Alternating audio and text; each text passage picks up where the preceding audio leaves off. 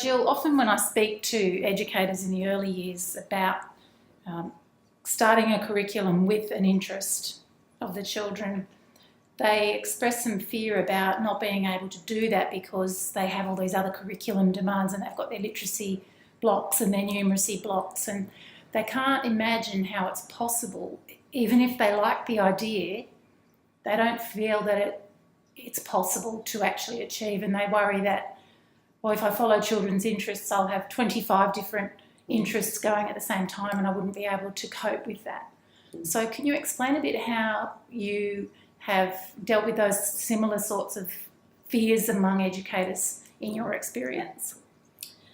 I think we're all a bit scared of that we're not going to actually, we have a responsibility with the children to see that they, along the way, pick up what they want to do and what they need to do. Firstly, can I say that curriculum is not about content, so don't worry about content. You can teach anything through any content you like. Curriculum is about skills and understandings, which are, so if you think of it like that, what it means is that you can embed skills and understanding into whatever you're teaching, whenever it is. So don't think content, think skills and understandings. Then think about what we know about the way we learn, that it's got to be authentic in order for connections to be made and in order for it to be learnt. We can teach things or think that we're teaching things, we are teaching things through worksheets and things like that, but what are the children learning from that? That's what you've got to ask. School is not about teaching, it should be about learning. And I think we've flipped it sort of as a society the other way around. We assume that if something is taught, it's learned, but actually that's not true. So, but I also know that some skills and understandings have to have drill and practice in order to be embedded. And I think that's where we become unstuck. So what I do and what I encourage people to do is to understand that notion and to embed into what we're learning, the projects and the possibilities that we set out, the opportunities for drill and practice of those things which we know are really important for them to learn.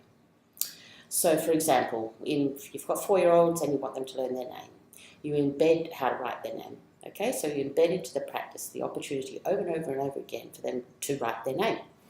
So you have them come into the and sign in and sign out every day. That's 2 times a day they have to write their name. Bit of drill and practice. And you have to begin with, cheat sheets and sort of cards that they can copy. You swap them if they've learnt their first name. You put their second name.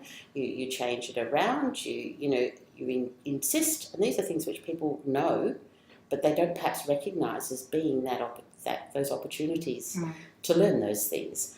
You get them to write their name on every picture that they write or they do.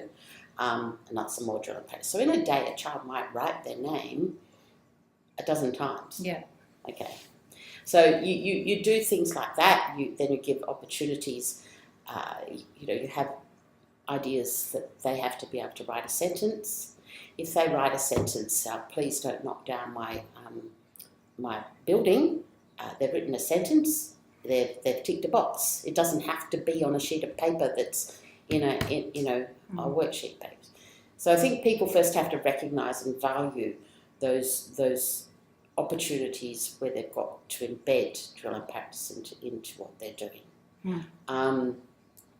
Because I know that drill and practice is really important for some skills. It's just like riding a bike. You have to ride it a lot of the time to actually not fall off every time.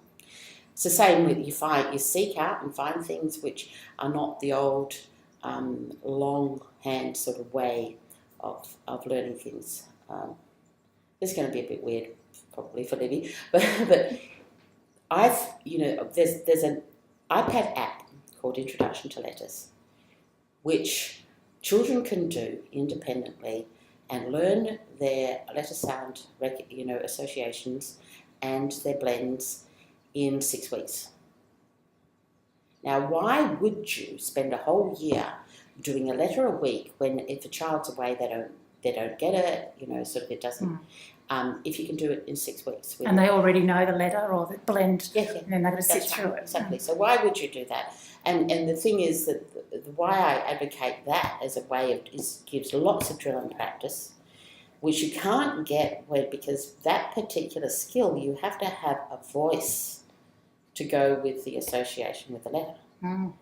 And if you are a teacher teaching that, you have to be there associating that sound to that letter, or otherwise it doesn't work. But this allows that you not to be there because it's the computer. So it's one of the few things that I would say that you need to do on an iPad. I was recently in Bali, and I had a group of 7-year-olds who didn't know all the letters and sounds. I worked with them for 3 days. They had 2 15-minute sessions each on the iPads. At the end of 3 days, they all knew all the letters, sound association. So it's about how you teach it. So look for opportunities for drill and practice which are efficient, which will support the children, and which are embedded in authentic practice. That's one of the things that I think that you need to do. And that actually applies for the whole curriculum. Embedded in authentic projects, it's authentic practice. The skills and the understandings of what you need to deal with. I don't understand we can't do the curriculum on anything other than a worksheet type thing, because a child will learn far more than the curriculum in any 1 week. It's your responsibility to recognise what they do know and to work from there, not to say this is where you should be. Does that make sense? Yeah. In terms of lots and lots of kids being in, you cannot possibly listen to 25 different ideas and support 25 different people in their investigations. Again, that's about you listening. You've got to become a good listener. It's about you listening and being an adult and taking responsibility for the choice that you make based on listening to the children, what you know about children, what you know about that particular group of children, and what you know about the possibilities that you can engage in. Having rarely more than one long-term project going at a time, but which means that you go in and out of it, and it's not all you to do. It's not like a theme. It doesn't, the whole school isn't covered in ladybugs or something, but you might have an investigation of ladybugs based on the questions the children are asking, and the questions you're asking.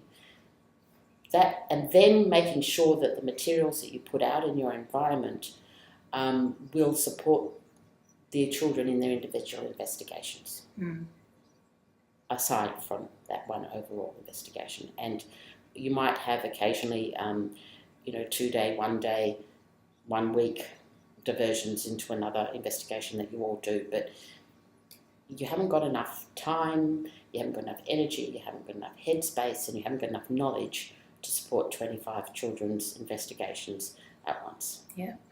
But you have got the opportunity to listen, to make a choice, and to stick with that choice. You've got to build the foundation, you've got to draw all the other kids in, you've got to find hooks of bringing the other children into the investigation. But that's not hard with young children. And if a child misses out on one investigation in a deep way, they'll make sure that they get into the next one. Yes. It's not possible. And I despair when I hear people trying to do that, because they won't succeed, and then they'll be discouraged, and then, all their good work won't be worth. It's hard. It's a hard question, because that's what it sounds like. But that's not what it is.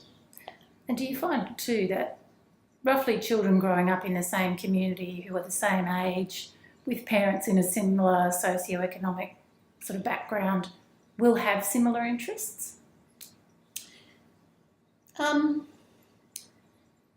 No, not necessarily. But I don't think it's about interest in content. It's sort of the same, so it's and often they don't know what they're interested in. Yes. So you ask children what they're interested in, and they'll say,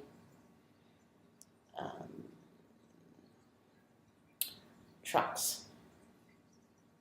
because they saw a truck out the wall, out the window or something. Mm. They actually don't have a deep interest. That's why you've got to take the time to listen and to watch.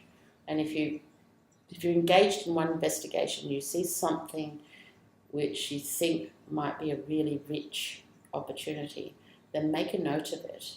You don't have to do it there and then. You can engage in it after the project that you're in now. I always had an ideas book too, just so the children felt that they were listened to, and so I had ideas. So there would be a beautiful book in the environment where if the children had ideas, we'd write them in there, so that they were listened to, it was noted, and they didn't feel like they were being just pushed aside. But they were told, we can't, sort of investigate everything, but maybe when we're finished, if you're still interested, we can go here. So an ideas book that's a way of acknowledging the children, because most of the time, by the time you finish what you're doing, they're not interested in that anymore anyway, or don't know why they said that in that particular day. But it still is giving them that, that sort of recognition, which is, and the respect which they need to have. I think that it is a tricky one, but as long as you understand that you're part of the community and you can have input as well, and what you do is based on what the children are telling you, not, Jill, I want to study butterflies, but maybe it's a time in their lives when they're looking at transformation in all sorts of different ways. They're transforming themselves into Superman, or the transformation is a big play schema, which happens about 4 or 5, and that's why you get things like superheroes. So it's transformation and power, actually, but there's the same thing. If you know that is something that fascinates them, and that they're trying to sort that out in their mind, and they're trying to work out those particular relationships and systems which govern our world, then you can introduce something which will help them to connect with that, but make sure that you also get them to transform it into another idea as well. So, and not just transformation or life cycles with butterflies and frogs and tadpole, those kinds of things. But then also take it out of the animal world into the plant world, or out of the animal world into the life of growing from a baby to an adult, or transformation of a landscape from winter to to summer, so that that idea of change is what you're actually dealing with. And the systems and the life systems. And you're helping them to connect across curricula and across different... There's no point in them learning something in isolation if they can't transfer it to another place. Yes. There's too much knowledge out there, there's too much information, and there's too much that we need to know in order to be able to live sustainably, for us to have it closeted in little pods which don't have any, any sort of connection to other things that are happening in the world. Loris Malaguzzi from Reggio talks about it as education as being a system of relationships, and he was talking about that in terms of the schools, but also in how content should be approached and how skills and understandings need to be understood. O.E. Wilson, in his book about biophilia, talks about the human person being part of a system of relationships and an ecosystem. So we're a part of this system, and we need to understand the relationships so we can understand ourselves. And that's getting very philosophical, and you'll probably cut that out. No, but you know what I mean? I agree. And I think it's something that Indigenous cultures have understood for millennia. And somehow it's been lost, but I think it's becoming more relevant in the 21st century. We're encountering all these problems and thinking, where are we going wrong? Having to go back to that connectedness to understand and solve our problems.